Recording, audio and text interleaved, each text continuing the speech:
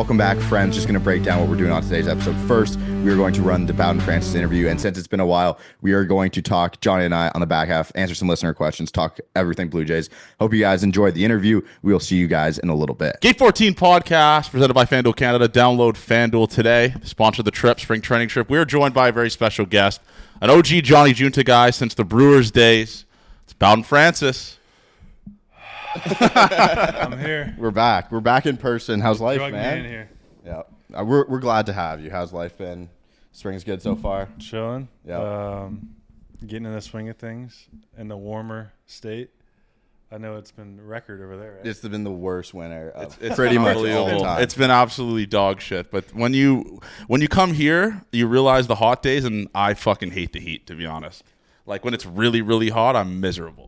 Like when it's like my shirt's sticking to my thing, it's like a little hot. Not right now. Maybe at the Jays game Tuesday I'll do that. But Bowden, man, since the last time we had you on, things have come a long way. Best pitcher in baseball second half. Is that good? You fucking tell me. But how has that adjustment been like for you? A guy that you weren't a top prospect, top 10 fucking intern over here is knocking shit over.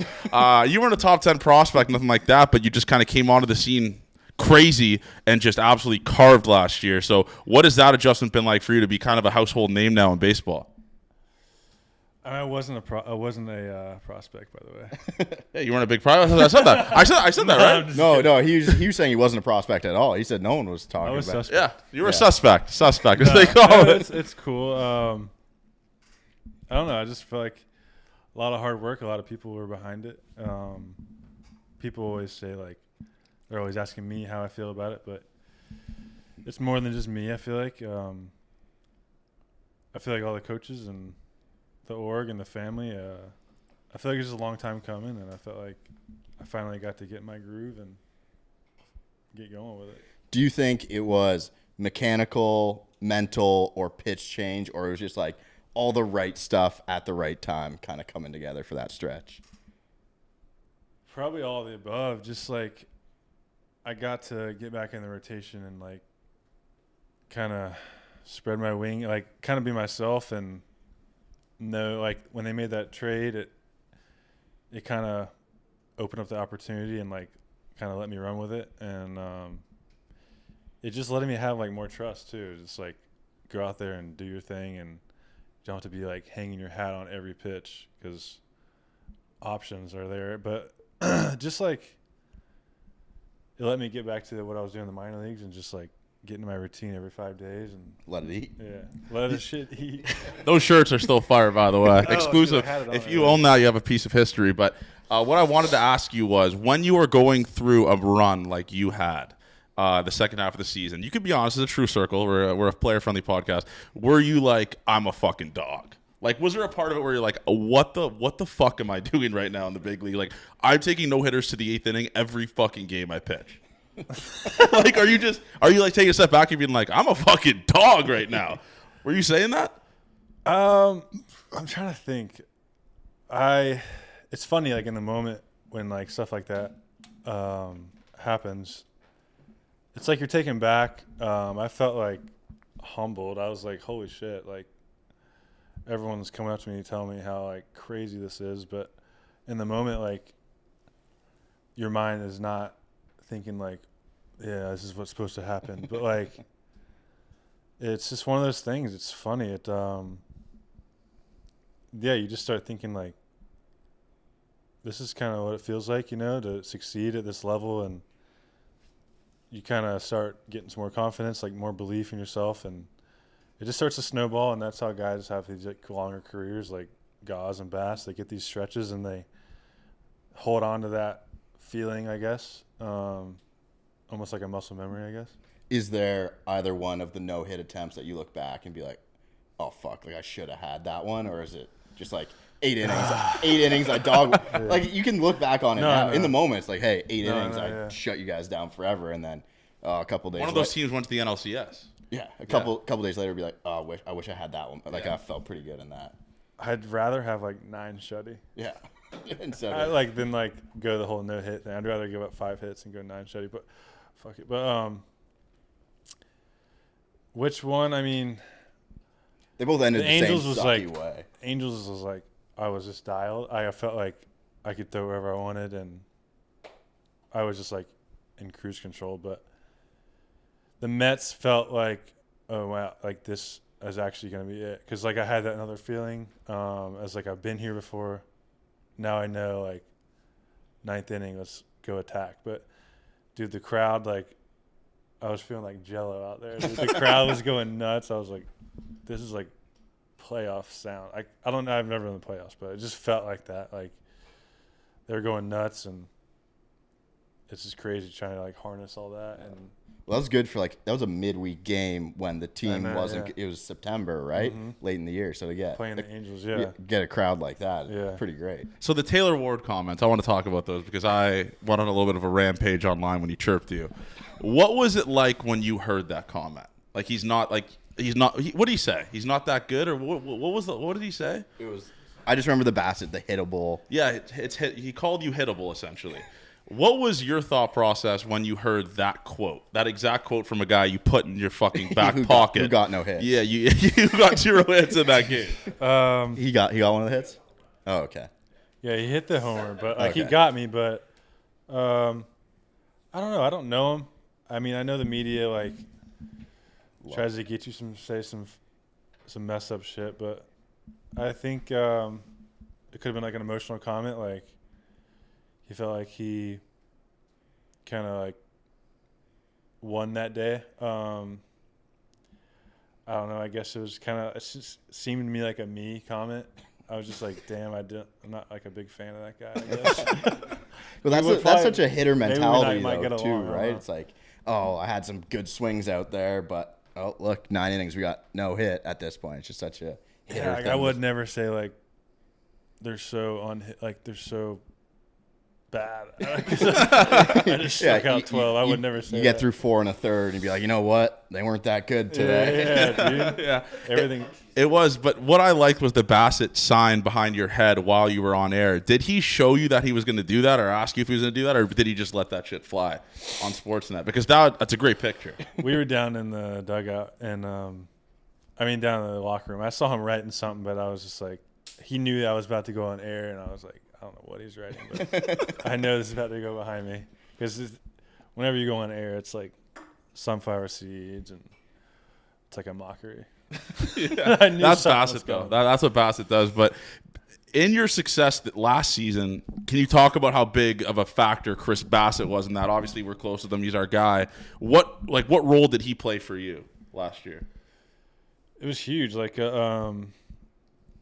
it's cliche, but like a mentor, you know, like he kind of brought me under his wing. I feel like he not swayed the coaches, but like he always had my back with coaches and telling them, you know, like he's prepared, and I feel like he always had good things to say. And obviously in situations like when I was struggling shit, he would always be there, like telling me how he struggled. Like everyone struggles, and he was just a good homie to have, like positive vibe, and he's always looking on the bright side. Yeah, absolutely. Because you started the season, the couple starts you had at the start was like, hey, you're facing. Yeah, but you look at those, I was facing good. You look at those lineups too. Is like how down were you on your stuff after that happened too, right? Because you could look at it positively, be like, this is who I face. Like these teams are great at these times. But how did you take that after the first little bit? Yeah, it was kind of a blur for me. I don't know. It happened quick, you know. Like I'm sitting there in Astros, they're fucking teeing off, and then go to Yankee Stadium and they're give up a grand slam. And I'm like, man, this is a lot tougher than I thought. But that's when I like grew and I learned like you got to do your homework on these fucking hitters because they're good, and it just opened. I feel like that was like a turning point for me though. Like I needed that, and I don't know. There's always like a positive with that. Do you sometimes look at, because you've had both sides of the spectrum, like you struggled the start of the year, then you were the best pitcher in baseball the second half of the season. Do you try to stay in the middle of that and not let the highs be too high and the lows be too low? Because in the game of baseball, even Vladdy goes like 0 for 50, right? So it's like, have you tried to find a middle ground there to be successful in this game? For sure. Like, even when the media is asking like on a bad game, I'm always like, it's almost like meant to be. Like these games that bring you back down, because like you said, you can't be too high because this game will humble you quick. You just got to like learn from each. Like if you're dealing, you got to learn to keep that gas pedal down. Like don't take this, act like your shit doesn't stink because it'll whack you quick. So I think just kind of taking each start, trying to win each start, not worrying about the numbers. And like I remember me and Bass had dinner one night, and it was right after the Cubs start. I'll never forget it. He just like told me like the name of this game is, for starters, like every 5 days, don't look at your numbers. You're gonna go out there and you're trying to win every 5 days, and like the numbers are gonna take care of themselves in the long run. Like you just gotta. That's just the number one thing, because like if you're worried about the numbers, it's a roller coaster because then you're just emotionally attached to all these results, and if you go out there and just trying to win every time, 3 runs or 0 runs, it's gonna just keep evening out, and that's how he signs his big contract. It's just. That's interesting to say because the Cubs start was good, right? You had a really good Cubs start. And that's so like kind of for him to say that after a great start too is In kind Chicago? Yeah, we were there. We were there for that. Yeah. It might have been right before that or right after. Okay. But I had a good one in LA right before that. Yeah. And that's what kind of like started it. But it was cool for him to like, we're always going to dinners and stuff, and he's always sharing stuff like that. So I have a question about some gear you're wearing. Why do you do double arm sleeves instead of wearing a long sleeve shirt? Like it just, I can't believe it's just like, yeah, Does it just look like funny? No, I think it looks cool, but it's like why the double arms? Because pitchers it kind of. I don't like undershirts. That's gonna be the graphic from this. I don't like undershirts with a picture of Bass. I just don't like something around my neck like too tight, and but I like sleeves because I feel like I don't want to ever tip. Okay. Because I feel like we the heard third the base coach is always sneaking. We heard the Gosman flex muscles on his splitter sometimes from some people. Yeah, he wears like a 3/4, but I just like. I mean, you got good art. Like you got to show it off to the people sometimes too, right? Speaking about the art, you got a new hand tattoo, I believe. What's the purpose of that? What's that? It's called an Enzo. It's like a Japanese meditation circle. It's just like a flow of paintbrush. Okay, I might need to start meditating. With the amount, you need to get your mouth tape your mouth when you sleep. I heard the intern. He's suing me there. That intern suing me. I'm a mouth breather. I need to get surgery. Are you doing meditation with a bunch of the guys on the team? Because I heard there's a couple, right? There's a couple like year to year. It changes year to year, but it always slow start. Yeah. And then like obviously when the season gets going, it's more taxing on the mind, and guys start coming in and doing it. But there's like 4 or 5 of us last year. Has there been one guy who's come in, like you've been begging him all the time, and he comes in one time for you to do some meditation? That has to be Burr, right? I've heard Burr is just an absolute lunatic. No, he is great. He's always I don't know if vulnerable is the right word, but he's always like open to talk about, like just talk about stuff, and it's always good when guys can do that instead of just ego shielding and just being like, we're good. But like, it's cool to have like more connected off the field type things. And Burr's sick with it. And he was one of part of the groups. He like getting into the mind and getting kind of funky with it. So he's learning, which is good. Yeah. It helps. I mean, it helps on the field. It helps off the field too. Like when you go home and after a bad one, you're sitting there like, what the fuck? Like, you have all these thoughts running through. The mind's so strong, so I think it does help in the mind, like in the game, but also off the field. When do you stop thinking about your start and moving to the next one? Are you a one day? It's like, hey, this happened. Obviously, you have to look at what happened in the start so you can move to the next one, grow from that too. Are you a one day guy? Is it that night you kind of try and move on? It's funny. So like. The good ones you want to keep in the pitch bag. that night, yeah, and then I usually watch it back in bed, and I watch it and then sleep, and then that next day, like you walk in, like you come into the like after a good one, you talking about? Either one. Yeah, I mean you do feel it when you walk in the stadium the next day, because guys are always, either like dapping you up or smiling at you or you giving you a slap on the ass, like.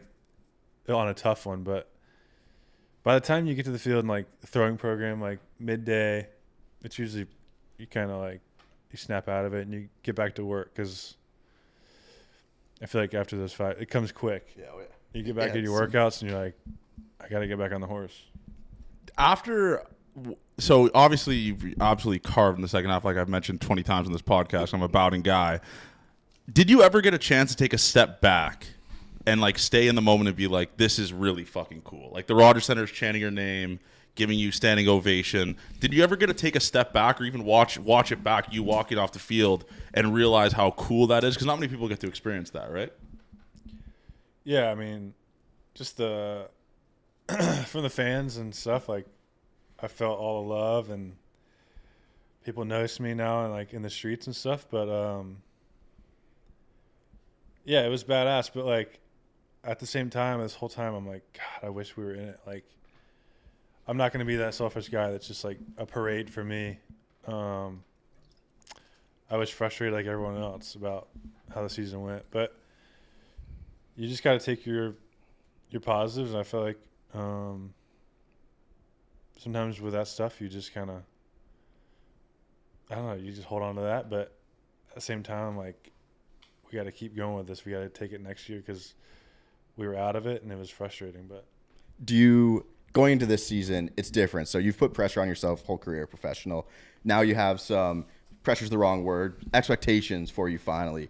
Embracing that somehow, how have you been able to kind of deal with that as like, hey, now people expect me to do it, even though you knew you could do it kind of all along? How have you kind of dealt and maneuvered that so far early in camp? I mean, I knew it's going to come. Talking with other players, like the expectations only get higher the more you play and the more money you play for. And it's just part of the business and it's part of putting on that uniform. It's just something that you got to work hard enough to where the expectations, like, it's there, but you're not even thinking about it because you're putting in that work. And it's like, I don't know. They say, like, the harder you work, the more luck comes. Not luck, but you just got to, I don't know. Yeah, it's tons of expectations, man. I mean, you got guys on MLB Network weird. Talking about you. We haven't hit the season yet, so maybe we'll ask you mid-season to see. We'll see where he's at when he has a sub-2 and he's just absolutely fucking shoving. But I wanted to talk about Max Scherzer. Max Scherzer, the entire media talks about him and you like you're like twins hanging out the entire spring training. Obviously, that's a little bit elevated, but what have you learned from Max so far? The way he goes, the way he practices, preparation. What have you learned from him so far? He's a different gear, you know. He's just learning from someone that has that speed of. He's a demon out there, and like, it's just different to hear how he goes about his business and how his bullpens go, and he's got a lot of knowledge. Just I'm like 2 lockers over, so I'm just like, I'll just sit there and kind of listen. I don't want to hound him with questions because it's not the season yet, and I'll kind of save that when the team kind of forms. But that's going to be another gear, too, when the team forms and he's more comfortable. And, like, it's going to be hilarious at the same time. But, I mean, it's going to be special because 16 big league seasons, like, he has so many different stories, different kind of things he's got to do. And I'm ready to see what kind of like player he is in season because he's different. Like he wants the team. He has expectations. Speaking of that, he's a winner. You know, like it's gonna be cool. Do you think you could ever get as intense as he gets? He's crazy. I'd have to like get a contact then. You should do the one eye at some point. Yeah, man, because you gotta like. He's got a nice eye and then like a mean eye. So if you gotta know which one to go to. to. Talk to this one, yeah. That would creep me out, man. First time I met him, like that, those eyes are sketchy, man. Those eyes are sketchy, and he's a raging lunatic. Yeah. Like I've had like other big leaguers tell stories sometimes when I had him on my other podcast, and I'd ask about Scherzer, and they'd be like, "It is legitimately terrifying getting in the box against this guy because he fucking wants to kill you." Like, he definitely want him on his team. He is like super cool to talk to, though. He is open to any questions. It's like. He wants to talk shop all the time. That's like my favorite part is he wants to just like talk pitching, talk whatever. He's hilarious. He's looked unbelievable this spring, by the way. I mean, Dude, he's on one. Yeah, dude, he's so good. You have to pitch behind him every time. Too. It's following that guy up must suck. I'm like, no wonder I'm getting shelled.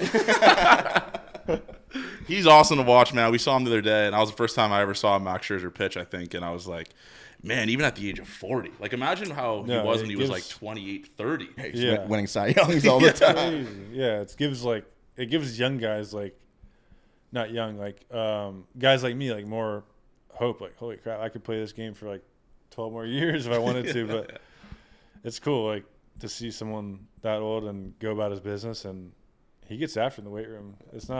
He ain't no grandpa walking around. He gets after it. Is there a conditioning test you guys have to do in camp, or is that for minor leaguers pretty much only? That's a great question. That's a really good question. Because some of the minor league guys I would know is like when we went to school, it's like, yeah, the conditioning is the worst part. I mean, look at me now, but there's like, yeah, minor leagues. There's a big conditioning test of running. Do you guys have to do that? It's been a tapering thing. I mean, I had to do it every year until this year, so I'm wondering what's going on. It's a So seniority you get to big league camp and it changed. Well, I did it in big league camp this past 2 years. I'm wondering if it's starting to take a turn. I haven't even asked. I don't want to ask because I don't want to do that bike. It's a bike. It's a VO2. It's this Watt bike. Oh, okay. You got to get on this bike and you got to do. It's like 8 seconds as hard as you can, 10 sets. With like a 15-second, 20-second break, something like that. It sounds easy, but like once you get to like round 5, it's your legs are pumped up, and it's all output. So it's like how fast you fatigue. So it ain't no line. It's not lying. You just like all numbers, and we're good on that. Who's the gym rat on the pitching staff? Like, who's the guy just throwing weight around like it's no one's business? Dude, Manoah is strong. He's probably one of the strongest. I mean, Brandon Little's really. He gets he's big. Holy he's shit. strong boy. He's country strong, Is dude. he? Yeah. Who else? I mean, Tommy Nance is a truck. He is huge. It is funny. You watch on TV and then we go like kind of walk around the bullpen. It's like these guys are massive human beings. Yeah, you can't really tell with like some guys like swim in jerseys, but you can tell when they're in the weight room and like shorts, whatever, cutoffs or whatever. You can tell like, damn. But I'm trying to think. I mean, those two guys are. Is Bassett throwing weight around? Because we were talking about this earlier. I was like, I can't picture Bassett just getting a lift in post game. Like, just because we know him, it's like I can't picture him just headphones in, just like squatting. Yeah, he's not like headphones in, but he's like he puts on some good tunes and he gets after, like, he's not like pushing the house, but he gets after it, and he's got an athletic style of lifting. You know, he's super athletic. You'd be surprised. They were talking about his basketball game outside. We were with Ernie Davis and Lopes Monday, and they said that he's the best athlete on the team. No, you can tell the way he runs. He's bouncy. He's got some bunnies, I feel like, and you don't like standing next to him. You don't realize how tall he is, but I see him now like around other guys, and I'm like, he's sneaky tall though. Yeah, really sneaky tall. Did you change any pitch grips, pitch types? So obviously, because I know we talked to you last offseason. You said you tried the cutter, and you're like, that shit sucks, and you didn't try that. Anything other tweaks? Not really. I mean, I want to get my slider a little harder. Other than that, I mean, just refining each thing. Yeah. Like, kind of leave the heater alone. Always miles per hour is always a plus, but I don't need to throw upper 90s. I mean, if I can sit mid 90s, I'll be fine. But just refining each thing, like get my splitter strikes to ball. Like, I want to be able to kind of manipulate that. Trickle in the curveball and then get the slider a little harder. So we saw yesterday, I couldn't tell where we were sitting. Are you still like super pre-split on the splitter for every pitch? Yeah, it's just a lot easier. It looked uncomfortable kind of last year, the way you'd fucking like dig it into your side. It was new, yeah. And it didn't look as bad, the one we saw last time. Now it's a little easier. It's funny, now I'm like, they started getting a little weird. I was almost like too wide now because my fingers are like stretching, adapting, and I'm like, oh shit. So I got to go a little more narrow to get back to that happy medium. What does the ball do when you split too wide? Or you just lose control? A couple different things. Like sometimes it'll cut, or sometimes it'll like kind of not knuckle, but it'll kind of float. Like it won't have enough bite. Yeah, it won't have enough spin rate to get some movement going. Enough of the baseball. I got a question. So I met you when I believe you had your first kid. So I'm hoping this is the right question because I asked Jano if his 1-month-old knew he played professional baseball. Are your kids aware that their dad is a big leaguer now? Does your son have an understanding? It's like, my dad's in the show. Like, that's kind of sick. My son, he's 4 now. He has no idea. What's the age? What age do they realize this at? Like 6, 8? What? How do they know? What age? I think they're just their perspective is different about it. They don't go to the game as a fan anymore. They go to the game because we're going to work. But probably around 6 or 7, I would imagine. Like, oh shit, Dad's in the big leagues. Like, he's on TV. My son knows I'm on TV, but so is Blippy and so is the other fucking guys are on there too. That's fair. Does your son like baseball at least? Yeah, he loves it. Loves it. He loves going to the team store and getting the Vladdy baseball and the Vladdy bat. Vladdy's sitting there like trying to dap him up, and he's just like, I'm like, dap up Vladdy right now.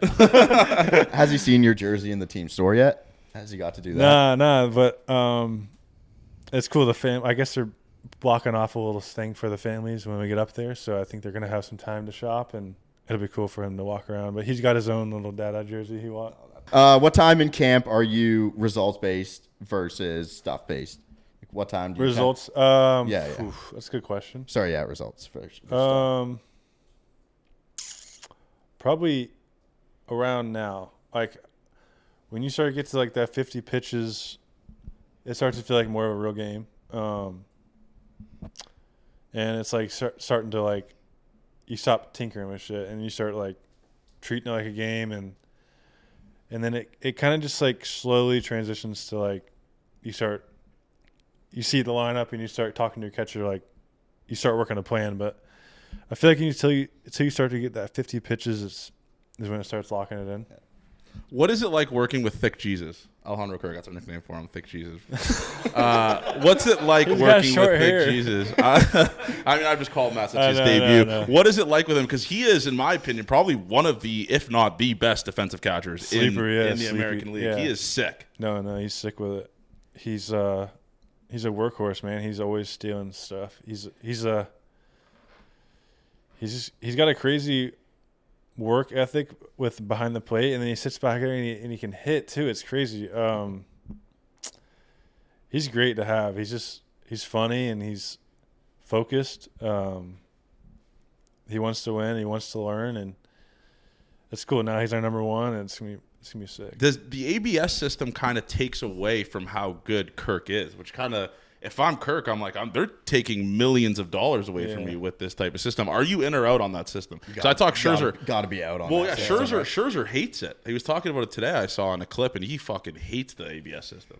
Yeah, it's a joke. I mean, I understand in the minor leagues, like, I pitched with it down there, and I didn't really even notice it. Really, I just tried to attack, kind of play my game, but. I think when you're in the TV, like when people are watching, that's going to be funny for them to be like, you get bases loaded and you strike a guy out, and then you're like, they shout, and you're like, dude, I just pitched this, like I just got you out, and now you got to redo this whole thing. That's ridiculous to me, but I think it's coming. I mean, I don't know, it's gonna be funny, but yeah, this is the point that Scherzer made. So if a catcher is set up on the outside and he hits a guy, he hits a spot. It's like an 80-20% chance he made that if it's like a little bit outside of the zone, you're going to get that call because the catcher's set up there. Yeah. If he comes across his body to catch it, it's a 50-50, right? Mm-hmm. But with the ABS system, it's just always 50-50 no matter what. Yeah. So it kind of takes away the beauty of pitchers hitting the spots. I used to think I'd like the ABS, but it is watching the game yesterday, man. There was like 5 of them in like the first inning. The art is going away. I mean, yeah, you watch like Maddox and those guys, they were getting the 6 inches Florida to a foot Marlins Maddox start that they always show on old school umpires. Yeah, it's like it's like a foot outside. They give it to I respect it though. It's like, but the game's changing. But like, I mean, just give us like just be consistent. It depends on the umpire. You know, this umpire gives you 2 inches off that down and away, like then you know that. And if you hit that, then that's like a plus. Like if you can hit the down and away at 2 inches off, then you earn that. I feel like. Do you guys get umpire scouting reports when there's guy behind the dish, or when Not really. or when I don't Kirk? yet. I mean, I don't know if they are, but I'm still the young buck. But I don't think so. I mean, you know, if you're getting, You'll find out right away what you're getting, yeah, and what you yeah, aren't, yeah, right? yeah. You know if they're a really nice one or they're a little more old school. But yeah, I feel like it's funny. It's gonna be weird. I don't know if it's gonna happen, but I think it almost takes too long too. If you're the pitcher, like it's just 3 seconds You're in too a long. groove. You're in a Yeah, groove. 3 seconds too long. Some hitters could use that, like if they need some more time because they can't call time. It's just they're gonna. Do you think it's the right time, or do you think it should be shorter? They just say ball or strike, kind of. I wish it was just ball or strike. I mean, the whole board thing, it's for the fans, but it looks like a joke. It's like Savannah Banana Ball. That's We're what sitting it is. there waiting, like, feels like we're in Wii Sport. I'm like, Yeah, it this is. so stupid. It's Savannah Bananas baseball. That's what it is, and I Yeah. fucking hate those guys so much. But that's here nor there. But I did want to go into this season. Obviously, you're coming in with expectations. This is off the field question. What has it been like for you to deal with the autograph hawks? Because now you're more of a household name. But I'm sure people are asking you to sign tons of shit. How annoying is it when a 45-year-old man walks up to you and has 15 Bowden Francis cards he wants autographed? Are you the type of guy that'll sign all 15? Or are you just like It's one like or two? The older guys get me. I'll like sign one and be like, "Can you give this to a kid or something?" But like, I can't do all of them, but I'll do, 3 or 4. If they're nice, like they come up to me and just like acting like I'm an animal. I get like, I'll just do it next time. But some of them come up to me and they're really nice, respectful. But I understand they're doing like a little business and it's whatever. But it's interesting. I mean, I'm like, God, what do y'all do at night? Have you had any bad interactions, like where a guy's been like overly aggressive to you, or you haven't signed something and some guy's being a dick? No, but some guys just don't really ask. They're just like, they kind of throw it in your face, and you're just like, man, I'm not right now. I can't imagine what it's like for Vladdy, man. That like because he signs a lot. Like it is. I think he's got a good little back road route. Yeah, I feel like he didn't get. I don't know. He obviously probably gets hounded, but I think he has a good way to hide. I don't know. He's got a system. He's not riding his bike out He of ain't state. riding his bike. He ain't staying on Front Street. He's not doing that. Do you collect any of your cards or stuff like that?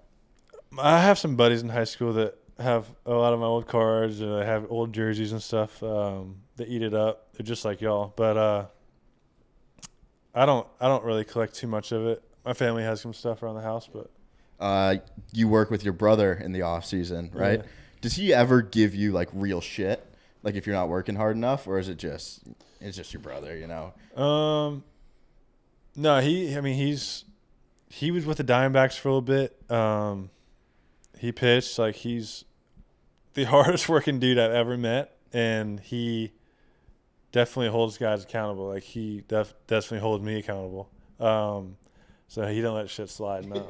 But he's sick with it. He's got his own little business. He's running like online coaching, and it's cool. I saw him on Instagram. Plug it. What's the Instagram? You know what it's called? I don't know what the Instagram. Holistic pitching path. There you go. Holistic. If guys in Toronto, I was need help, scrolling IG Reels at one point, and I saw his face come up, and I was like, He looks like him, I was like, yeah. it's just Yeah, it you. I looks was like, just it's like me, just yeah. you. It's weird, yeah. And then I He's got clicked tats. on it, and It I was looks like, just like- oh, yeah. it's not Bowden, it's his It's brother. cool. It's got like an old school feel to it. He had another former MLB guy, right? That he does Yeah. it with. Who is Ty it? Buttry. Yeah. Yeah, There you go. old closer for the Angels, but he's kind of doing it on his own now. Okay.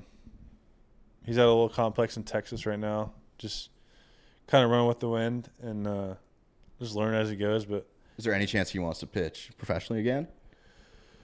yeah, there's obviously one, but obviously there's like only when it's right. He said like only when his stuff feels completely right. He don't want to waste any time. He's done Mexican League. He's done Indie Ball. He's done Puerto Rico. He's been all over. So it's like he don't want to waste any time in Indie Ball with like some scumbags trying to play. He wants to just like like I said, he's focused and like he don't want to waste any time. Absolutely. I have a question here from Little Timmy.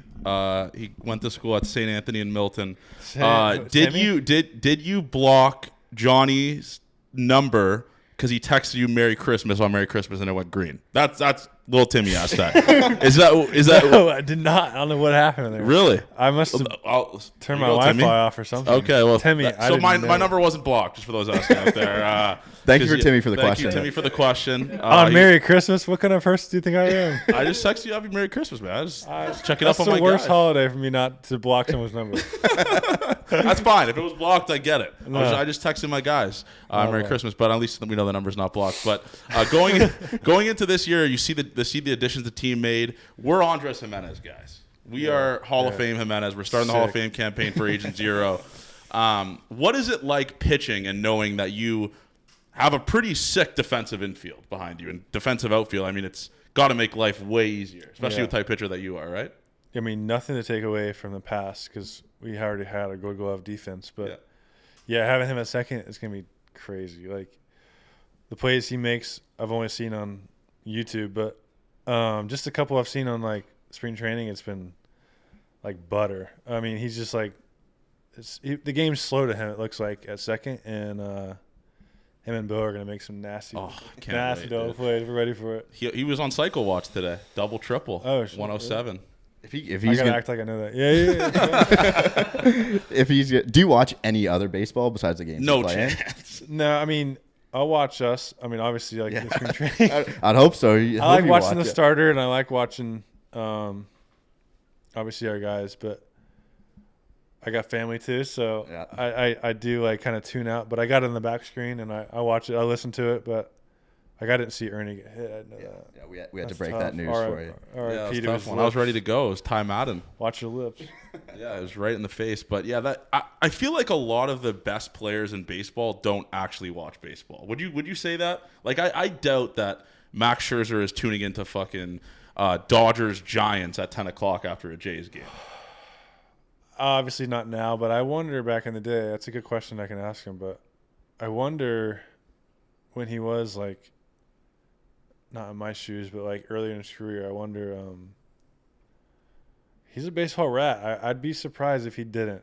I mean, it's fun to watch. I think you pick your guys. Like I'm not like watching this team. I'm watching guys, pitchers that I like watching. Like I don't know if I like watching Musgrove and I like watching Snell. Certain guys I like to. I'll watch them. Those are West Coast guys after your games are done, right? Yeah. We can connect you to Musgrove. That's our guy. We'll get a I'm connected. I'm connected. Yeah. We got the same agent. So he is electric. He's Musgrove. He's one of the best dudes of all time, man. Joe's cool. Goals for this year. Do you have any that you wanna kind of accomplish? Cy Young. That's a goal from Johnny and I. By the way, we'll set that one up.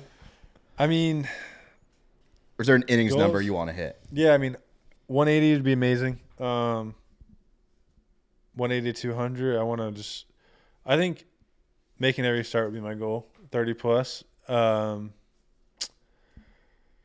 mean, 15 plus wins would be nice. I'm just trying to win. I mean, that's like my biggest thing. Like these past few years have been kind of sour, a little different, but I think we got a good little thing going this year. I feel like we're done talking about it. These guys are like. We got some older guys that are like at the tail end of their career. They're not trying to get paid anymore. They're already paid. They're trying to win now, and I think it's like an elephant in the room when guys walk in now. It's different. And you got guys on contract years, man. We talk about they're hungry. Bo Bichette is going to be a dog this year, man. He's so goddamn good. Yeah. But Anthony Santander is another addition that I think is unbelievable for this team. A team that needs home run. Have you've faced him a couple times in the past? What do you think makes Santander so good? He's like abused the Blue Jays in the past. Like we asked him like I remember like 2 spring trainings ago past. It's like, what do you see? Like, what are we doing wrong? And he's in the right field like, throw me a striker, you know. He's just a good player, man. He's all around. I feel like he's level-headed, a consistent guy. He works hard, dude. Like he's always in the gym. He's always putting on a sweat. just the way I guess he spits on good pitches. I mean, I don't know. He's got a good eye up there, and he can hit the high ball too. We were surprised. Like, I thought that was our game plan, is like fastball's up and he just takes me deep. Like he took.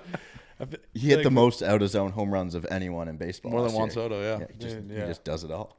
He's special, man. That was like my favorite signing. I heard some rumbles like right when the season ended, like hopefully we can get someone like that, and I was like, we got to get that guy. Vadi has protection now, man. He hasn't had it since like the Teo days. So another signing that I really like, we watched him today. A guy went 1 inning, 3 punchies, is Jeff Hoffman.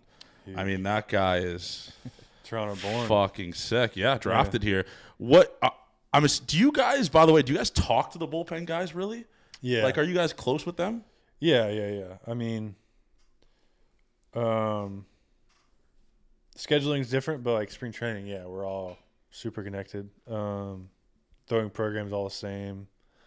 We're all, I throw with Chad Green a lot. I throw with all the guys. I try to mix it up. I try to like get a different eye from new guys, and I like to see their pitches too. So I'm not like biased. Like I'm only going to throw with guys, or I'm only throwing with a bullpen catcher. I try to bounce around and try to shoot the shit with different guys, and it's cool. Yeah, he's a homie.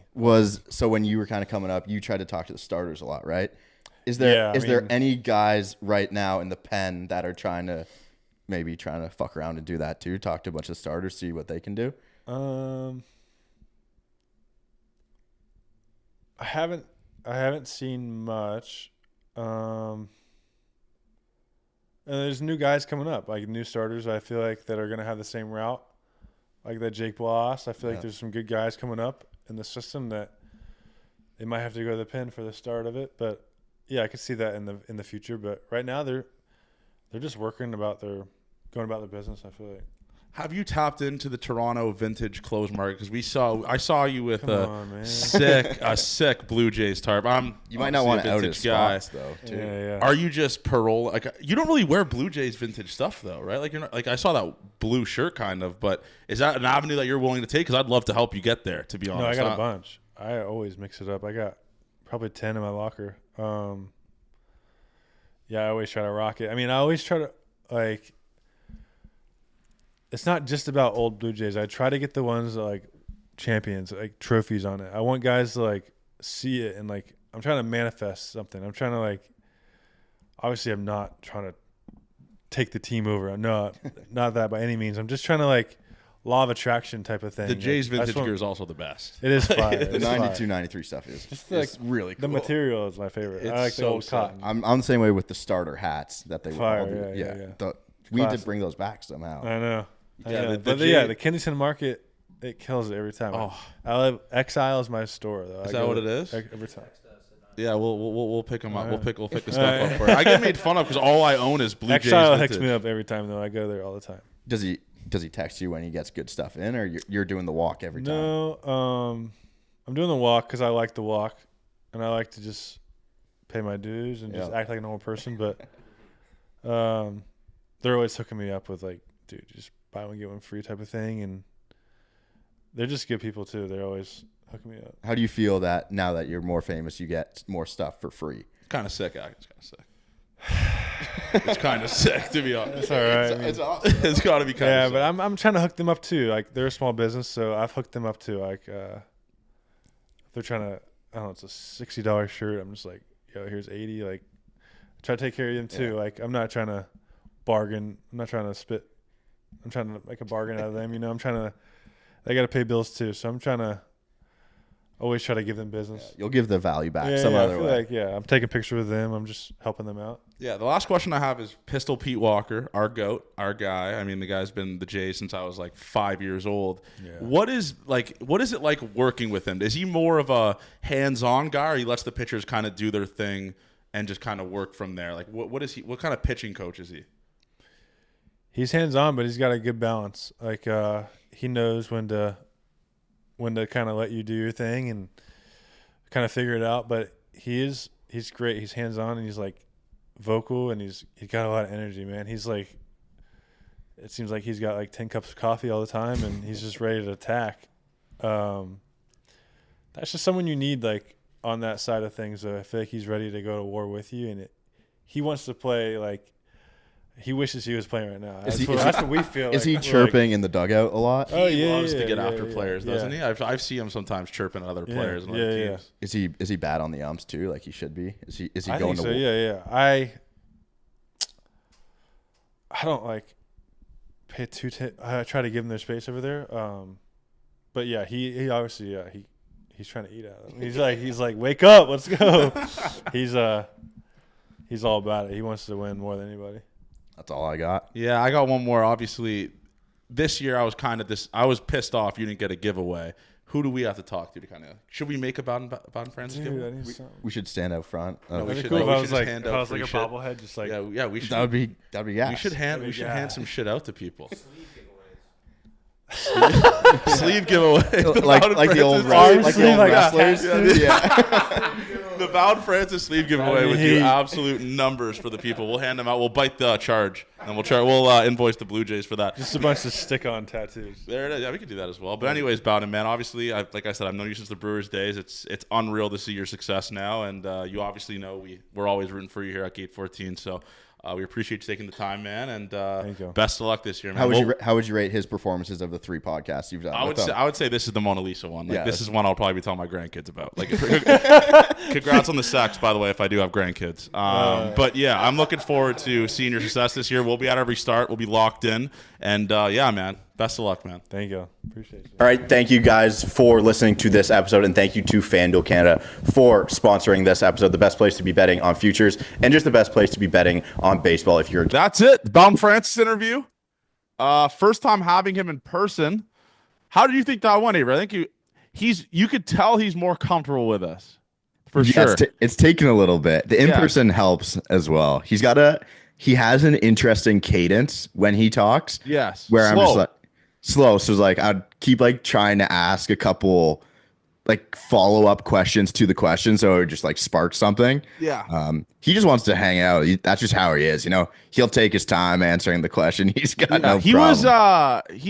His answers were very thought-provoking. That's what I got from him. Like he knows obviously the reach that this has. And I think that he wanted to answer things perfectly to ensure like. Yeah, that's what I took from it. But I don't know. I guess we could say this. Like, this is how much I love Bowden Francis. After the podcast, the dude literally stayed for an hour and a half, pretty much, and just sat on the couch and just talked with us like it was our high school buddy, that we haven't seen in a long time. So, truly one of the best. So happy he got to come over and do that with us, and it just he's the man. I'm rooting for him. He's pitching today, and I'm looking forward to watching him against the Twins. So shout out Bowden, man. Let us know how you guys thought about that interview. But one of one, truly one of one. Him and Callum, the cameraman, sitting down and talking shop at the end is just so funny. Our cameraman, Callum, and I'm sure he's fond of me saying this, was talking to Bowden Francis about how he lost his virginity. Like that is the story.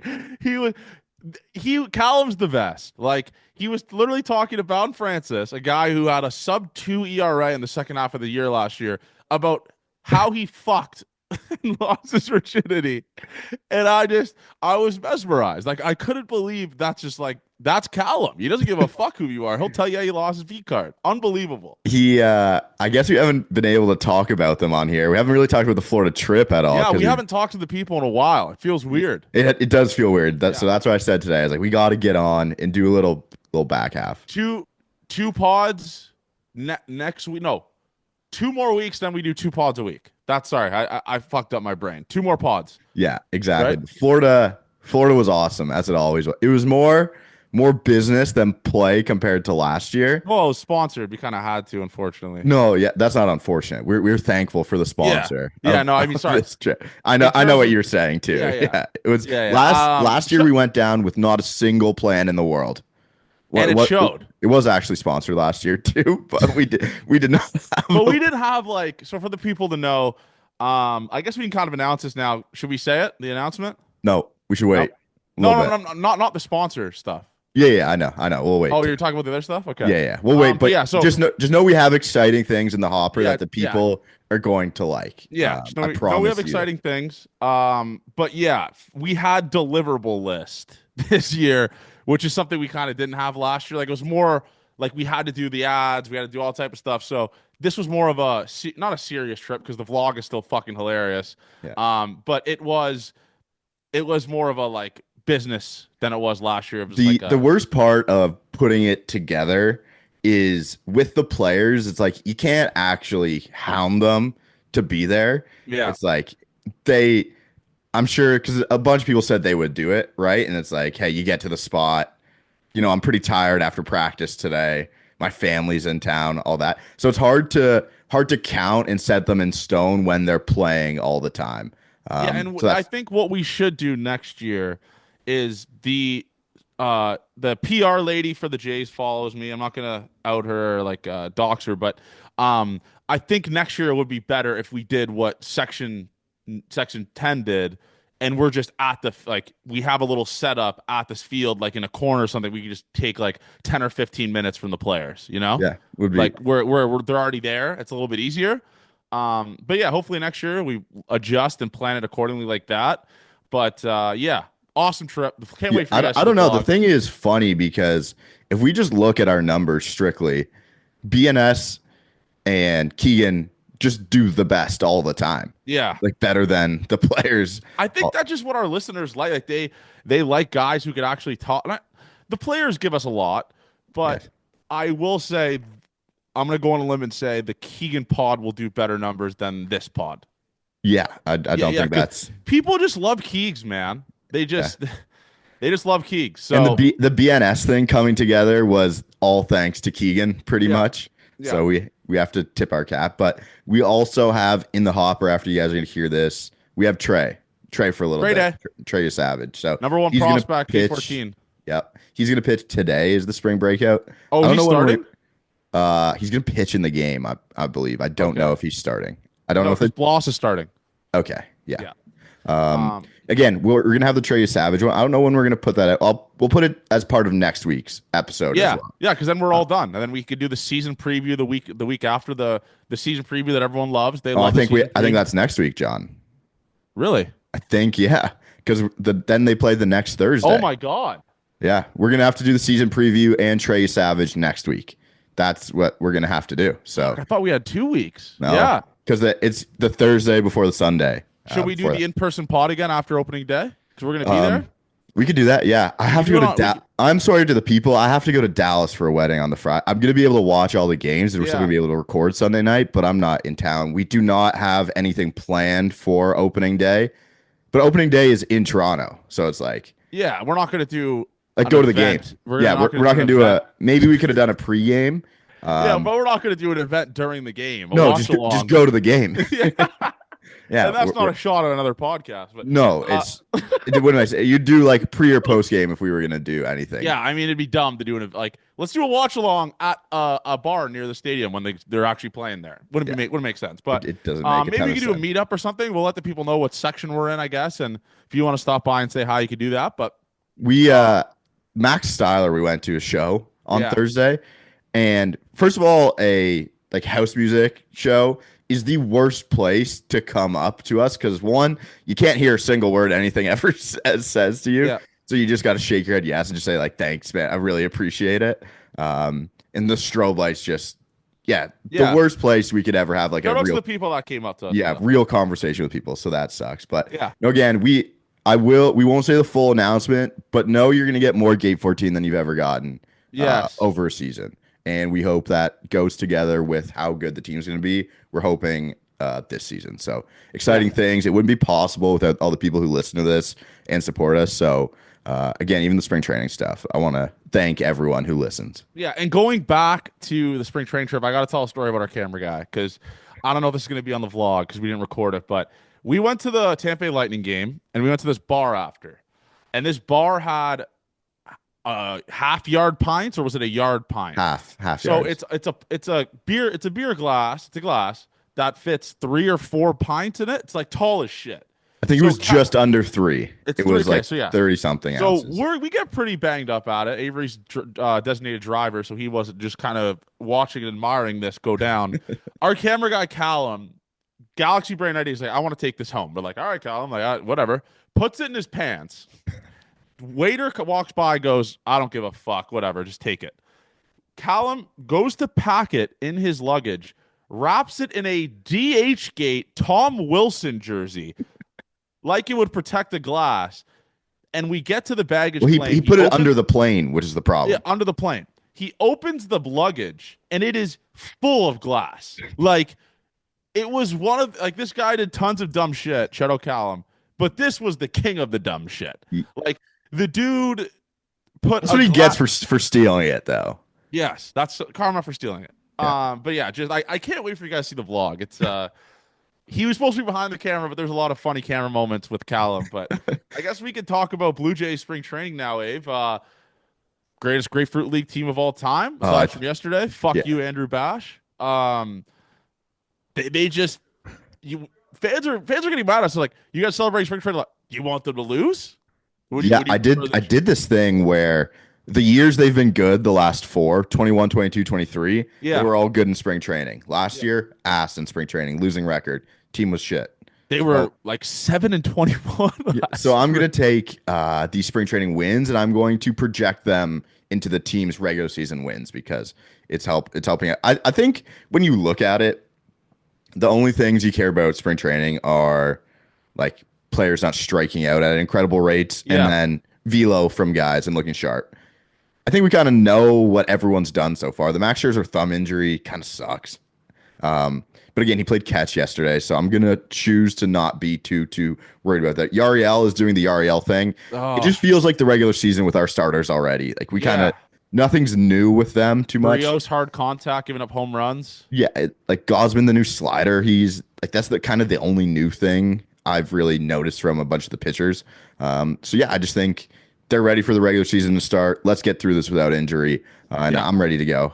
Once we got to the last day of our spring training trip, I was like, okay, like I can't get that much excited anymore for these games. I want real baseball. Brother, there's still basically 11, 12 games left. Yeah. Like, God. I'm not going to watch them on my TV. Oh, for sure. Let's not get crazy, but it's God, like I'm not as excited about an Alan Roden opposite field single as I was like the first one. It's like I don't know how the players do it, Avery, because they've been there a month, 3 weeks before the actual game started, 2 weeks before the game. It's like, this is tiring.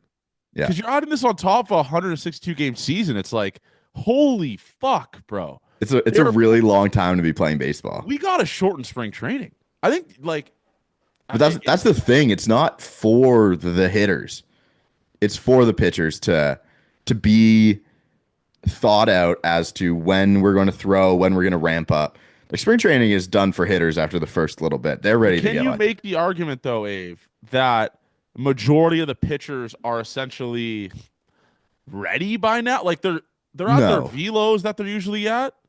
Pitch count is more important to them than most people would think. Like, you want to get to 90 pitches once before you get out. I think that's like, if you shorten spring training games, pitchers are just going to be doing the same thing. They're just going to do it against their own hitters. Like, it will not change anything pitchers do if you make less spring training. Who gets the ball opening day for you? Kevin Gosman. Opening day. Yeah. I'm in agreement with you, but let's just pretend how awesome would it have been if it was Max Scherzer. Max would have been awesome. Would have been cool. Yeah. Would have been cool. Max Scherzer's looked the best out of all the pitchers in the spring. I know it's the spring, and I mean, last year in the spring we had guys that we thought were the greatest hitters alive in the spring, but just young Johnny would have been. I would have had chills watching Max Scherzer, who's looked unbelievable, pitching on opening day for my favorite baseball team. I'll say it. Fuck it. Really cool. We also avoided disaster with Swanee too. Yes, he texted me though. I mean, Johnny Sources knew, like, I texted him and I said, hey man, like, hope you're doing okay. Just saw the news, like, rooting for you. Rooting for you at 14. He's like, it's all good, bro. He's like, relax.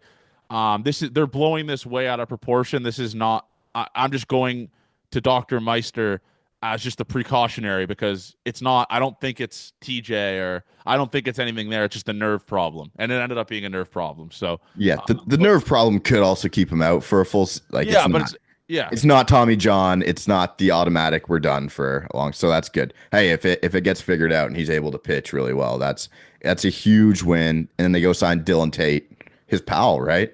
Yeah.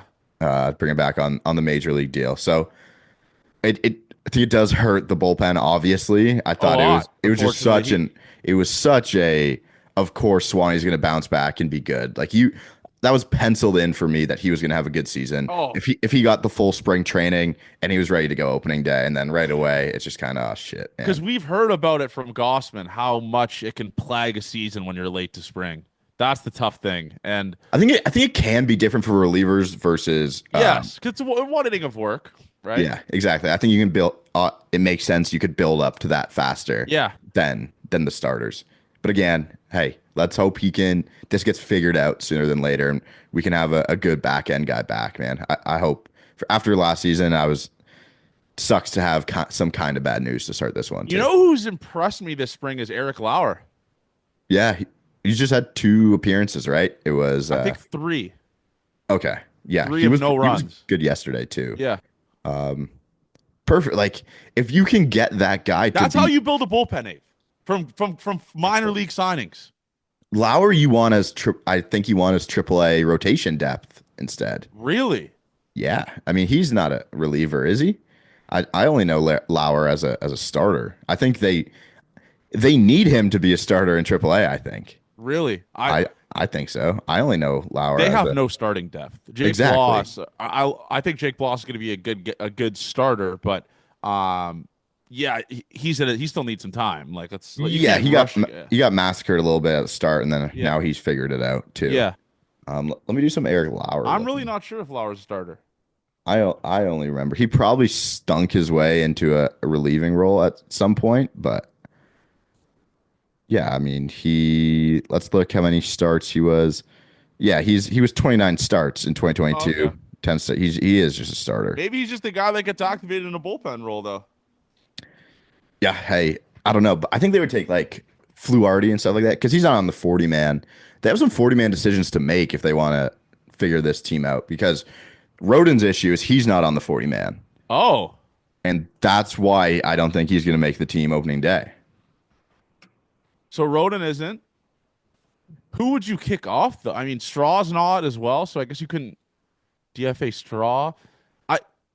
I don't know. No, you don't need to DFA. You don't need to DFA Straw because he's not. That's what I'm saying. Yeah. The thing about Rodon is, Abe, is let's just call a spade, okay? He is better than George Springer.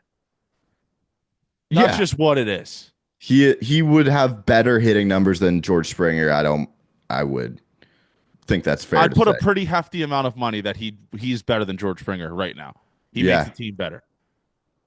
Yeah, he is. I just don't. Again, this is the discussion I have, Avery. Do you think a veteran team like the Toronto Blue Jays would be okay with George Springer essentially being a bench guy? Like their most vocal player. A lot of players say he's the guy that speaks in the locker room, right? Like, do you think the guys would be like okay with Alan Rodon taking over for George Springer and George Springer playing once every like 3 or 4 days? That's the question that has to be had. I think everyone in the locker room is going to want to win, and it's not going to matter like that. If it's hurting the team, I think people will understand. But I'm talking opening day 1. Oh, no George chance. has no stats yet. Oh, George is the guy. Oh, like no doubt, opening day. You need him to be. Abe. He's bad, man. He's bad. I love Springer, but he's he's doing the thing where he hasn't given us barrel up baseballs, Avery. Refuses to barrel up baseballs. Yeah, that is different than saying that. Like, I think he's going to be amazing this year. The Blue Jays are a fantastic baseball team if George is like a 105 weighted runs created plus guy, I think. And that's not even asking for the world. Like, what was his weighted runs created plus last year, Avery? It had to be so low. Oh, I think he got to like 90 something. Really? It was 95. Okay, so you're talking 10 ticks higher. Yeah, but then again, 2023, he was a less than a 2-win player with a 104 weighted runs created plus. Yeah, and that was a good baseball team. It's true, but with those numbers, he didn't help a ton. Like, fuck, man, he's got to be 2 wins to help. I think he's got to be a 110 weighted runs created plus guy actually to help this team. 110? Yeah, you need it so bad from him. But I think Roden can give that to us. Yeah. I think he can too. But is he going to platoon? Is his ground ball problem going to continue? That's the question. Who, Roden? Yeah. Like he was just a ground ball guy a ton. I don't think so. I think he's going to be able to hit no problem once he gets up there. He is the prototypical Toronto Blue Jays prospect build of the last 2 seasons. That's worked out pretty well. It's just like I got in a little spat with people on Twitter about Alan Roden. People on Twitter were saying he's the 4th best hitter on the Toronto Blue Jays. And the thing what I was saying was, and maybe you could push back on this because you're the prospect guy. Just can we actually see him play in the major leagues before we deem him the 4th best hitter on the team? Like, people are saying he's a better hitter than Kirk. I would not say he's a better hitter. Kirk hitter. has done it at the big league level, Avery. Like, Kirk has hit at the big league level. Do I think Alan Roden's going to be great? Yeah. I got fucking NHL players DM me that they're excited for Alan Roden. Like, Luke Evangelista and I had a great DM convo. By the way, we're going to do some Gate 14 stuff with him in the summer. He's like, I'm fucking juiced for Alan Roden. Yeah, you can be excited for Alan Roden, but to say the guy's the 4th best hitter in the big leagues on the team is a little fucking ludicrous, right, Avery? Like, I wasn't bashing him. I was saying he's a great hitter, but can we at least watch him do it at the big leagues? That's all I was saying. Yeah, people have him as a platoon role guy, and if that's gonna hurt him, that goes again. You should be excited for these guys when we don't have a lot of them. Like that's. But he's the 5th ranked prospect in the 27th ranked prospect system. Yeah. But again, prospect rankings don't. Luis Hill wasn't that huge of a prospect, right? Yeah. People are saying he's a better hitter than Will Wagner. It's going to be very close between them two. Fair. Again, Will Wagner's sample size is 25 games, John. But but Wagner's had success at the big league level. That is my entire point. But like if you get a 20-game stretch from Roden, you're in the exact same spot as you are before. Like that's the thing about baseball and people tweeting about it is you want to be so early and so right. So that's why people are just standing on that ground. I was aggravated by it. I let it get to me. I was genuinely angry.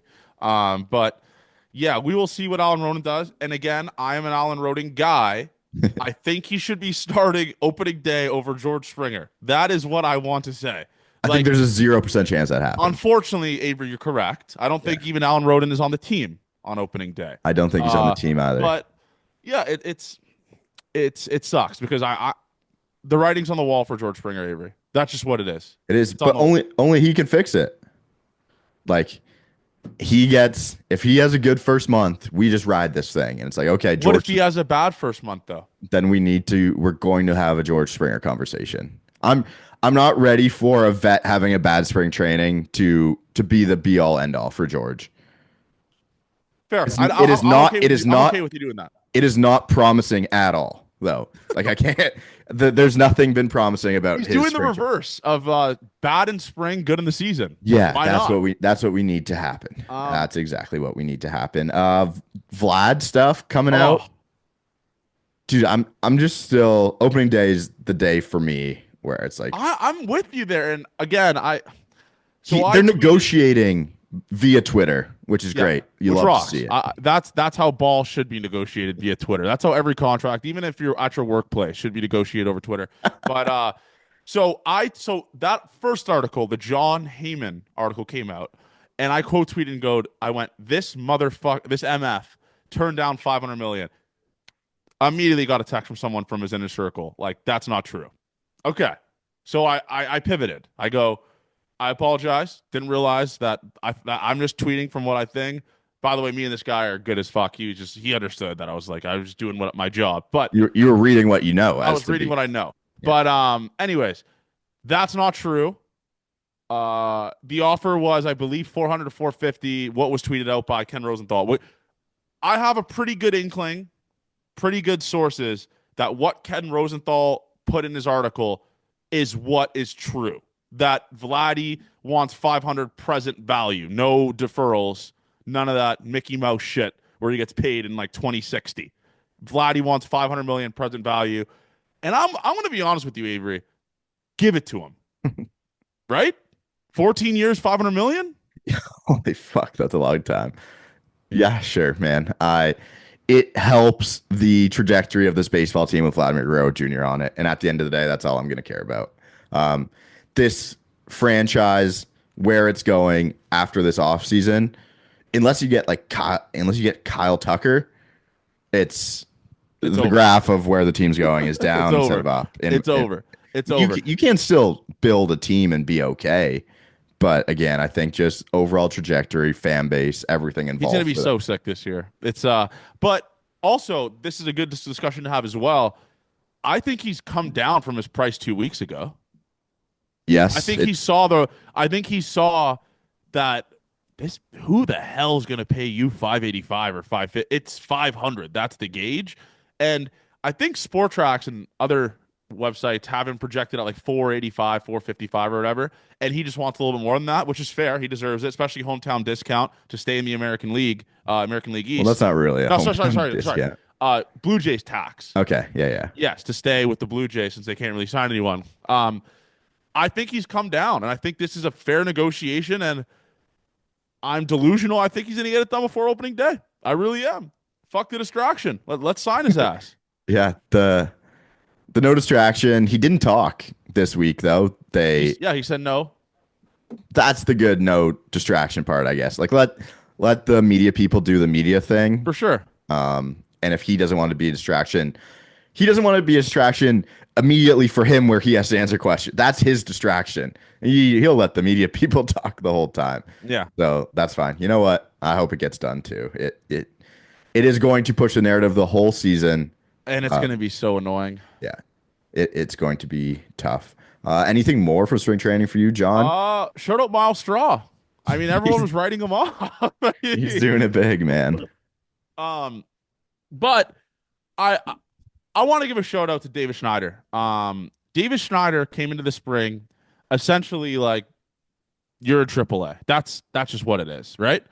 The dude is going back to his old ways, walking a shit ton, hitting the ball hard, hitting the ball the other way, elevating the baseball.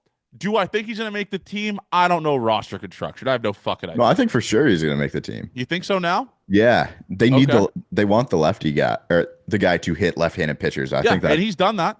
That's him. No, man, he's had an awesome spring. Thank God. It sucked to have that conversation. Yeah, I think he's going to be there. Like, Aurelvis hasn't done more than Davis for him to make the team over Davis. Like, let's look at Davis's stats. I thought he was OPSing like 1,200 or so. Davis's average 333, on base 533. He's walking a ton. Slug 619. Man, he's done what he's had to do to make the team. Yeah. And that's what you wanted. The comments looks like it's back. So, I mean, I'm just fine to pencil him in as to making the team. What about Lopes? There's Dalton Varsho making the team doesn't help him that much. Yeah. Like, why would you not put Joey Loperfido in AAA? Just get him everyday reps? Let him play every day, man, and fucking continue to figure this thing out where he's like, I would take Lucas over Loperfido as a bench guy. Because, it doesn't benefit Lopes not playing every day. Exactly. Like, if you want the long term for this baseball team, I think Loperfido probably starts in AAA. And just rakes in AAA where you can't like be undeniable as to making the team. It was the Barger did that 2 years ago, right? Yeah. Where it's like, hey, you have to call him up. Horwitz did that last year. You have to call him up. Yeah. Everyone thinks it's going to be Rodin this year, which it very well could be, where it's you have to call him up. He's hitting AAA too well. And I think if Joey Loperfido starts in AAA, he's going to be the one to do the same thing. Just knock on the door. You have to be playing this guy. Fair. That's a good point. Dalton Varsho, you know what sucks, Avery, is he's done this every spring. Where I looked at his numbers last spring, John. Actually, not that good. Really? What? Yeah, I wasn't as impressed. Because I swear last spring he was launching balls. I thought so too, and then I looked, and the numbers weren't as good as I thought because I was doing the same thing you were about to do and say, Dalton, he's crushes spring training, and we gotta see him do it in the regular season. He hit 286, 400 OBP. Pretty good numbers still. Yeah, but he was 1 home run, 9 RBIs. This year it's 4 home runs. It's still better. He's hitting 350. It brings up the question, Abe. Like, are we witnessing a medical miracle with Dalton Varsho? I think so. Guy, people were talking to us this offseason, like Dalton Varsho wasn't going to be back until May, like mid-May. Like I said those words here. I'm sure. And now the dude's throwing at 120 feet. He has 4 bombs in 2 weeks of spring training, 3 weeks of spring training, and he's hitting 350. Dare I say he has to DH at minimum opening day? Is that a crazy take? Absolutely. I think you can rehab the throwing program like during BP before the games and stuff to get ready. No problem. He is so good of a defender. You can still take fly balls. I think there's no reason for him to start in the minors if he can hit at this point. Like, you can do all the rehab. You can get the reps.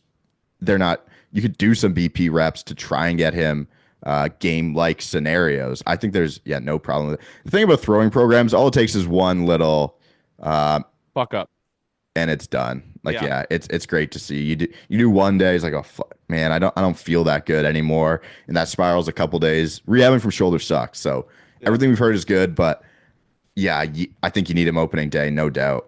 And my thing was, if you waste Dalton Varsho's best 2 weeks of his year in AAA hitting wise, that would be so stupid. Like, if he is on this hot streak and he can continue to carry it through the first 2-3 weeks, it might be his best stretch all season, and that's too valuable. And it could pretty much make his season great if he starts. He's too valuable. Like, if the bat is going to play like it is right now in spring training, you got to get him in big league games. Like, he looks awesome. He's hitting really oppo balls. I do not love the baby blue elbow guard. If it makes him hit better, I'm all for it. He could wear whatever. Yeah. If we do the baby blue look for the blue jerseys, it's like, just wear it for the. Kind of looks weird. Yeah, I'm not a fan of it. Not really a fan of it. I do have insider news on Bassett's walkout song. This year. It's not what you would expect. Is it a stinker again? No. But it's not what you would expect, to say the least. It's Alive by Lil Jon. I listened to it in the car. I was like, this is insane. Like this. Shout out Bassett, man. He said he's going back to his Oakland one where he was sick. Yeah. Okay, so let's go. Looking forward to it. But I guess we're going to listener questions now. But before that, I wanted to ask you this. Go start game by game who you're starting right now. Like, who's going game 1, game 2, game 3, game 4? Do you think Bassett's the 3 guy just because of the Scherzer backup type of thing, where his thumb is kind of fucked up? I mean, if I put it on paper right now, how I think they're gonna do it, it's Gausman, Barrios, Bassett, Scherzer, Bowden. Pretty good. Probably pretty good rotation. Yeah, where I think they would go. So that's a Scherzer Sunday opening weekend start against the Orioles. Yeah. Really good stuff. Okay. Griff wants to know our biggest disappointment this year. I'm going to take this a different way. I think it's going to consistently be the front office if the team's bad. That's going to overshadow any single player on this team and just continue. And I don't want anyone to be a disappointment this year, so I'm not even going to put a player in there. I think the biggest disappointment will be, again, it's kind of what you're saying in the front office, but if Vladdy isn't extended, is the Vladdy talk constantly. Yeah. No matter how well he does. I think having to hear that and connect him to Yankees, Red Sox, Angels, Met, like, that's going to be my biggest disappointment, is the fact that we couldn't lock him up. Yeah. I know, Griff, you're definitely hoping for a player. I'm not going to put that out in the universe. I just don't know. I don't really know. I think, I don't know who to pin that at. No, I don't either. Our go-to coffee orders. That's a great question from Maddie. Maddie does that with the Jays players. If you listen to this podcast, you know I'm not a coffee guy. I don't drink coffee. So my answer for that will be espresso martinis. Nice. Really good. That's my I drink black coffee. black cold brew. And if I want to get a little frisky, just a splash of 2% milk. Don't want to change the color too much. If I'm hungover, I will dabble with the black coffee. But really? Again, with the Invisalign in, I literally have to take my Invisalign out because coffee stains it, and then my teeth look brown if I keep my Invisalign in when I have coffee. So it's kind of a worst case scenario. But we forgot to talk about during the Bowden interview, the no undershirt comment is going to do triple platinum online. Like I fucking hate undershirts. like it is fun because he'd wear lizard skin sleeves, and I'd be like, why does he not just wear long sleeves? I don't like undershirts. So sick. What a goat. Yeah. Really good. Okay. Do you think we get some Robert Brooks run this year? Bobby Brooks is the most electric minor league player in history. Let me tell you something. Verbal meme, that girl on the plane going, that motherfucker isn't real. When Robert Brooks came across my screen during a Jays question, I go, that is not a player. There is, like, clubby or player. Let's shout out Glenn for that joke. Who the fuck is Robert Brooks? Like, he's a catcher, Avery? Is that what he is? Catcher. He's like a 5'9" catcher. He's unbelievable. That's a guy I am begging to have a Linsanity run in the show, like a 3-week run. Both catchers are out. They had to call up Robert fucking. I think he's like 6th on the depth chart. I think that. Oh, he might be further, John. What I love about Robert Brooks is, I think in his mind he's like, I'm never making the fucking show. Like he's looking at the depth chart. He's going, I am just I'm a filler in the minors. That's really what I am, and I'm just here for the vibes. And shout out Robert Brooks. Looks like an awesome team guy. But again, I had no idea he existed until a week ago. So shout out Robert Brooks. Yeah, he was like 26 in A-ball, I believe, which was so sick. That's unbelievable. Yeah. That's unbelievable. Shout out Brooksy Lad, man. Shout out Brooksy Lad. Robert Brooks. Oh, they have him. This is the wrong guy. Robert Brooks, Toronto. 1998. He's younger than you. A year. Yeah. Indie ball guy. See all these minor league seasons. Last year, 110 weighted runs created plus, 31% strikeout rate. Pretty good. Yeah, pretty good. He was in A-ball as a 25-year-old, but he did get some run in Double-A. Shout out Brooksy, man. Struck out 37.3% of the time in Double-A. What he brings to the table, you cannot put in on the stat sheet. Yeah, the baseball savant can't calculate that. Oh. He's a morale guy. Do you think Pete Walker's actually a great pitching coach? Yeah. What I've heard from every single player that's been on this pod. Yeah, he's a good blend is what they say. Oh, and by the way, I know people are dying for David Popkins content, all that type of stuff. The Jays assistant hitting coach, Lou, shout out Lou, follows us. We've been going back and forth a little bit. Hopefully during season we can maybe hammer out an in-season pod in person with Popkins or just Lou by himself. He seems like a awesome guy. Those I would really like to talk to those. They're so intricate, really in-depth, smart guys. So I would love to talk to them. Kind of a change of pace, to be honest. No disrespect to Guillermo, but we got some really good guys here at the helm. I'm looking forward to it. Pop and pussy for Popkin. Where will Springer be hitting in the batting order? Let's just go opening day. George Springer hits in what position, John? 6. Who hits 4 or 5? Kirk 4. Varsho 5. Varsho 5. Okay, I think he hits Springer, 5. and then Springer, Jimenez. Or no, wait. They said they want Kirk ahead of Jimenez. I think opening day is... So do the entire lineup. Okay. What is your... We'll click this. Not yet. No, I don't want... We'll do it next week. Next week going closer. We'll do it. For the season preview, we'll do it. I will go... We start... Bo's hitting leadoff. Vlad's hitting 2. Santander 3. Varsho's hitting 4. Springer's hitting 5. Kirk's hitting 6. They don't want Kirk ahead of Jimenez, remember? They've openly said that. Well, Kirk can hit like before someone else. Like you think Kirk's gonna be that low in the order? Yeah. I think Jimenez could hit 8 or 9. I don't think they're gonna do that. I'm almost positive they want Kirk ahead of him. They want Jimenez ahead of Kirk. Holy fuck. Just double play city when that's gonna happen. So you think Jimenez is gonna hit? So maybe you'd go Varsho, Springer, Jimenez, Kirk. Yeah. And then it's maybe Ernie. I'm taking crazy pills, but I'm almost positive that's what they've said. Okay. Because they want Jimenez to be able to steal, because Jimenez is the best base runner on the team. Yeah. They want him to be able to steal, and eliminate the double play option with Kirk, who hits tons of ground balls. Yeah, who's playing center to start the season? Varsho, gotta be. I think Varsho. You think no? He's not gonna play center. I think he's gonna DH. I think he is. Okay. He's throwing at 120 feet right now. I don't think he's ready to play. I think like Nathan Lucas hits 9 opening day and starts. Okay. And then Ernie plays third. Okay. So you think they do Santander and left? Yeah, it seems like what they're gonna do. Okay. They've been playing them both on opposite sides to get some more people in. Well, Springer better be the best defensive baseball player of all time. Yeah. Okay. So let's do this again from the start. Bo at short, Vladdy at first. We'll give our official one next week, by the way. Yeah.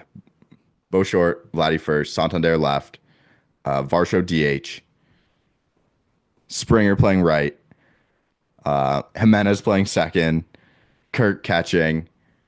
Who else do you have? Am I missing people too? And then Nathan Lucas is going to hit last. Ernie's going to play third. You don't think Wagner's? I mean, I know people love Wagner. I don't know how you don't play Ernie opening day.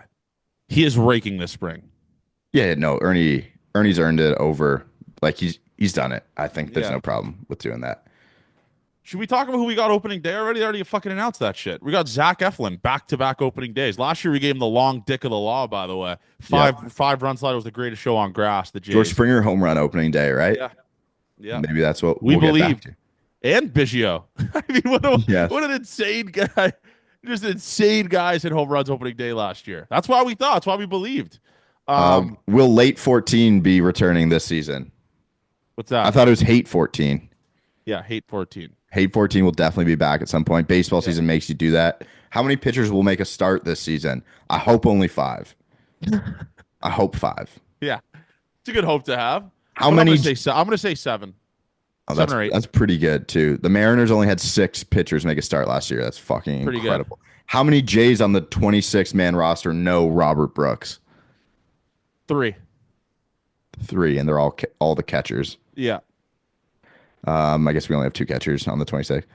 Will we be doing Kikuchi Corner full uniform section type event this season? I got some fun ideas. I want to do a fun idea again. Like I would say we're closer with the team now. I'd love to plan something like an Agent Zero night, like a Hall of Fame Jimenez night. You know, like something like that where we don't have to worry about if he's going to make a start or not. He's going to play. Someone come up with a good name for us for a Jimenez corner. Kikuchi corner is all time. Section 0 maybe. I don't know. So I need someone to come up with a fun name for that. Need to know when the hats are dropping and how many designs. Okay, I'm on hats, and trying to find hats here has been fucking impossible. There's a better chance I find a wife. Yeah, so as of now, I'm going to be buying the hats from China probably, and then bringing them in. We're gonna have to wait a little bit for hats. Still, it's been a nightmare. Got some fun shirt ideas. Shirts are gonna be coming soon, I believe. Yeah. We already promised the Grapefruit League champ shirts. Yeah, when that happens, we'll do that. But hats are gonna take a little bit still. They're gonna have to come from overseas, and then we're gonna have to do all that stuff for them. But I think we're gonna be able to have 3 designs. We're gonna do the design from last year, the one that never dropped. I want to do that one, and the ones Cam made, definitely the All-Star logo looking one as well. So 2, maybe 3 designs. I'll get it out for the people so we can do that. Devers requested a trade. Can the Blue Jays make a solid trade offer to the Red Sox for him? No, I do not think. Unfortunately, there's no prospects that a team will care about. What is one game or series you're looking forward to the most this season? Well, I always look forward to Yankees series, and especially now knowing that we're not going to be seeing Garrett Cole or Stanton or Luis Heel. Jays have a fucking gauntlet the first month, dude. It's bullshit. Well, it's kind of been made easier since we were looking at it last year. Well, yeah, Grayson Rodriguez missing majority of the starts. Yeah, Yankees too. Yeah. Are they Astros again, or was that just last year? I think it's Mariners. Mariners early without, Kirby. Yeah. Okay, we have some over-unders for you. Bo over under 26 home runs. Over. Okay, I'll go under, but it's close. I'll go like 24 homers. Great year. Vlad 305 average. Oh, way over, dude. hit 320 last year, and now he has protection behind him. Tony Tater's 36 homers. Under. I'd say he's like a 34, 35 guy. Which still rocks. So good. Need that so badly. Scherzer, 16 starts. I'm going over on that. I'm going over. Okay, perfect. Would you rather Ross or Mark be prime minister? I don't even know what prime ministers do, to be honest with you. Mark? Because Mark's technically been a president before? Sure, I'll go Mark. By the way, we did meet Ross at spring training. He was with our friend Dante Bichette. Shout out Dante. Ross walks around spring training like he thinks no one knows who he is. Yeah, it's wild. Might get away. We saw it in Pittsburgh or Bradenton, I guess, the year before. All he wears is sunglasses. Like sunglasses and a hat that's just like pulled down a little bit more. It's like, we know who you are. Yeah. He was wearing a hat at the when we saw him this year, though. He just had his beautiful Was locks. he? Okay. Yeah. I thought he was wearing a hat maybe the year No, he wasn't. Might not be a great head of hair, though. No. Leadoff cleanup hitter, we kind of did that too. What should Johnny's punishment be if Addison Barger has 100 weighted runs created plus or higher? That should not be. I should not get punished for that. You should not. If it's minimum. Like 130, you should have to do something bad. I will give a listener free premium tickets if Addison Barger has a 130 weighted runs created plus with a minimum of 100 at bats. By the way, by September, you need more than 100 at bats.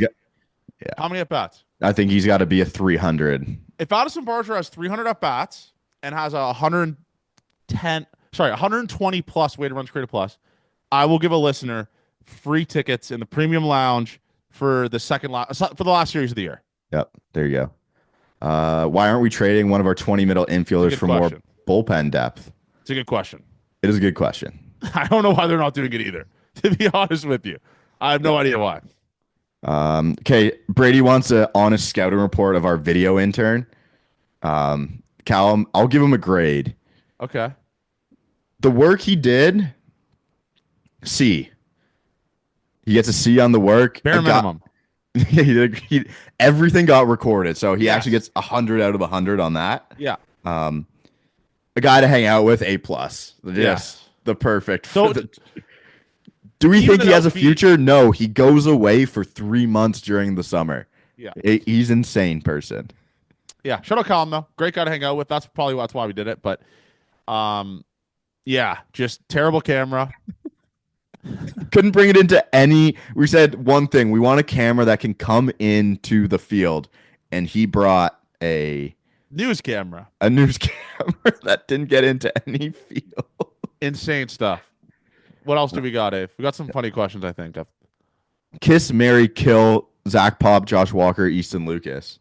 Kiss Zach Pop, marry Easton Lucas, kill Josh Walker because he blew it yesterday. No, sorry, flip flop. Kiss Josh Walker, marry Easton Lucas, and kill. I'm not going to actually say kill someone, but no, you can't. You can't do that, and we wouldn't do that. If you could suit up as a Blue Jay for a 3-game series, which Blue Jay would it be? This is an awesome question, and I think I'm going to clip that.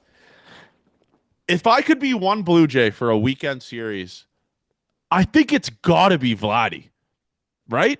But I think the stipulation is you have to be able to take over, like hit like him and be him. Like you can't just be Vladdy for a weekend and then you're hitting like yourself, right? You know, that wouldn't do well for you. I'm going to say I would be Vladdy for a series. Being able to hit a baseball pretty much on command at 116 miles an hour is pretty goddamn cool.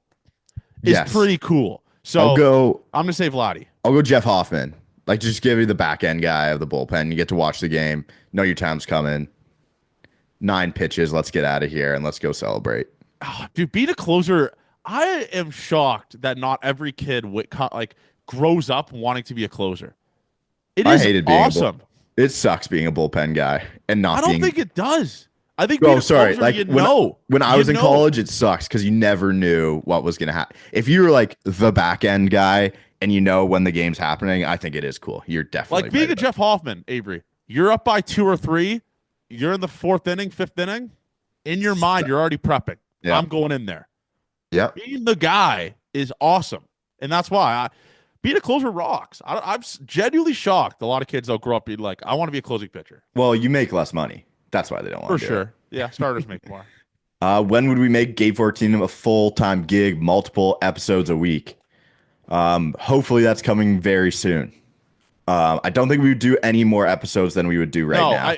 I think we talked about this. We alluded to it in the podcast today. There's some fun things being announced the next couple of weeks. I think you would almost kill doing it like more times than we're doing it right now. The only thing that I would like change it is if there was like a live caller show or something like that where it's less prepped on our end and you guys have the opportunity to talk. Once we get that opportunity, I think once hopefully all things go well with the next couple of weeks here, I think doing a call-in show on like a Monday morning or like a Tuesday morning or an off day would be awesome. Yeah. If we figure that out. And I think we're going to be able to have the resources now to be able to do that, hopefully. But yeah, I would love a call-in show. Yeah, I really would. I think trying to do this every single day is an insane thing to try and do. I think people would hate it as well. I think the live streams, people would like it. It's just it's different for us, like when we can talk. Yeah. I think the live streams 2 to 3 times a week and the 2 pods are more than enough and a potential call-in show. Yeah. New segment for 2025. I don't think we have many. I think the call-in show would be that. Okay, call-in show. Yeah. Also know that there's rumblings of pregame shows for our streams. Yes. So we can break down some stuff when we're about to stream. It's like you're going to get a little bit 30 minutes before the game. We'll do the pregame show. Don't watch it on Sportsnet. Yeah. That's what we're going to do. And it'll be funnier. Yeah, exactly.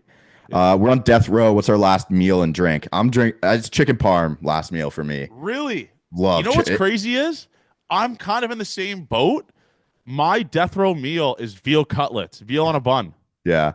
Really veal good. on a bun with a nice ultra. Am I soft for saying that? I think a Michelob Ultra with a veal on a bun, death row meal, just put the bullet in my head right after. Fuck it. I think that's what it'd be for me. Last drink, I don't know. I don't think I like. Yeah, it'd probably be a pint. Like one good Guinness to end it too. Yeah. Are pitchers allowed to wear sunglasses? I believe they are not allowed to. No. It's the reflection and stuff. I don't even think Avery pitchers are allowed to wear arm sleeves. They have to wear them on both arms. They have to wear the same length sleeves on both arms. Yeah. Yeah. I believe that to be true as well. All right, that's all we got. Thank you everyone for all the questions. Let's give the people, are we going to do a full uniform game at some point this year? I hate it more than anything else we do. But it's so goddamn funny. I think we have to do it. Seeing the other people in the section wearing full uniform last year made me want to do it again. Yeah. It was. And hopefully the team is good this year, so it's like kind of funny. I want to do it. So my thing is I want to do it on the road where people will like, who are these idiots? Yankees fans. Yeah. I think that'll be, for strictly content, that'll be funnier. And yeah, we got some irons in the fire for our BC listeners. I think I'm comfortable saying there's a pretty good chance we're going to Seattle, right? Yeah. Oh, yeah. We clear some credit card money. We're going to Seattle. Yeah. And I'm hoping, so I think the Saturday game is a night game potentially. We do a pregame at a bar close to the stadium. That's what I'm hoping to do. That's a good goal to have. Get the people together. It's not going to be a show. It'll be, hey, let's get together a couple hours before the game. Let's have some beers. Yeah. Maybe we'll do a pregame chat. Like we'll do, we'll get on the mics a little bit and talk to the people. Yeah, we'll figure some stuff out. But anyways, one more Gate 14 pod until the Toronto Blue Jays are playing baseball games. Meaningful baseball games. Season preview next week. Me and Avery will break down the rotation, the bullpen, the lineup, who made it, who didn't make it. And fuck it. Maybe we'll of course give our predictions on the records and where the Jays end up next year and surprise players. So one of my favorite pods of the year next week. Stay tuned for that because a lot of times it makes a Gate 14 award for terrible take of the year. So looking forward to that. Love you guys, man. Subscribe, download. Make sure you guys comment on the video how much you love enjoy the content. How much you enjoy the content. We'll talk to you guys next week. Enjoy the second last week of spring training. Gate 14 forever. Love you guys.